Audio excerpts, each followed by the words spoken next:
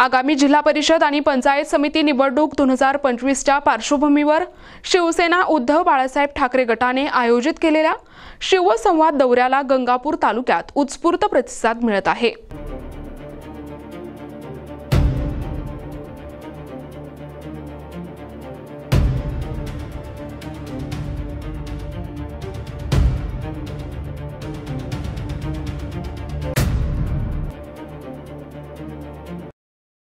सिद्धपूर, ममदापूर, अगर कानडगाव, नेवरगाव, वाहेगाव, मांजरी आणि माहुली यांसारख्या गावांमध्ये झालेल्या संवाद सभांना ग्रामस्थ आणि शिवसैनिकांकडून मोठा प्रतिसाद मिळाला। यावेळी बोलताना शिवसेनेचे उपजिल्हाप्रमुख कृष्णा पाटील डोणगावकर यांनी भाजपवर टीका केली।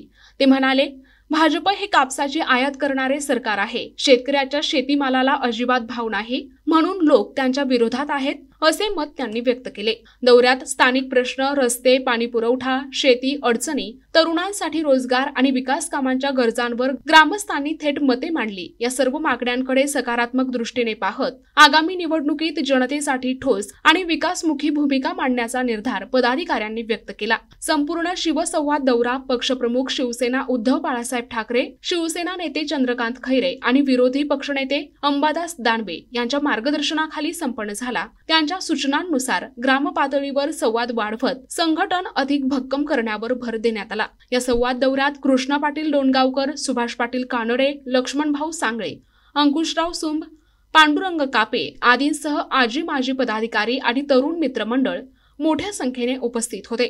गावागावातून मिळणारा उत्स्फूर्त लोकसमर्थन हा 2025च्या निवडणुकांसाठी महत्त्वाचा संदेश असून यावेळी तालुक्यात शिवसेनेचा भगवा अभिमानाने फडकणार असा विश्वास पदाधिकाऱ्यांनी व्यक्त केला।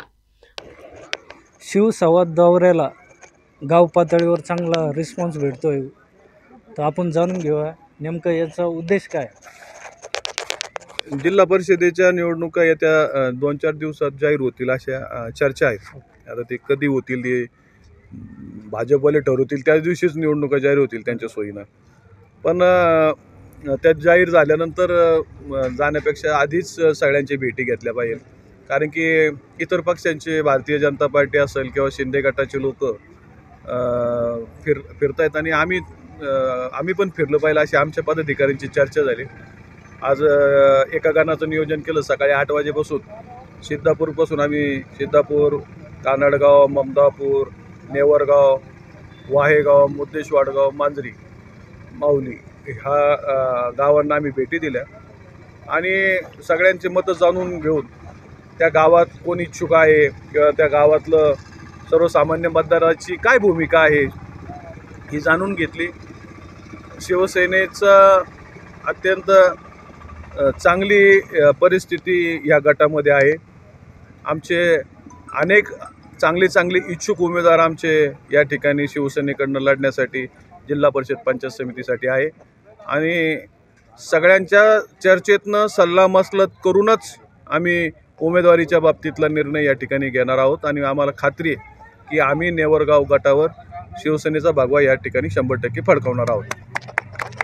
भाजप सत्तेत असताना पण शेतीमालाला भाव नाही, या संदर्भात तुमचं काय मत? कांद्याला सुद्धा भाव नाही। भाजप हा शेडजी आणि बडदीचा प्रश्न पक्ष आहे। यांना शेतकऱ्याशी काही घेणं देणं नाही आहे।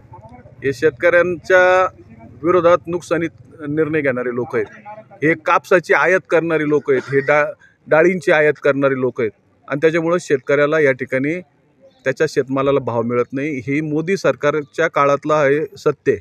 आजही शेतकऱ्याला खोटी आश्वासनं देऊन कर्जमाफीची आणि लाडक्या बहिणीचे पैसे वाटून त्यांच्या विरोधात जे वातावरण होतं ते विरोधातलं वातावरण त्यांनी या ठिकाणी सत्ता आणली आहे, परंतु लोक त्यांच्या विरोधात आहे। प्रतिनिधी अमोल पारखे, NTV न्यूज मराठी, गंगापूर, छत्रपती संभाजीनगर।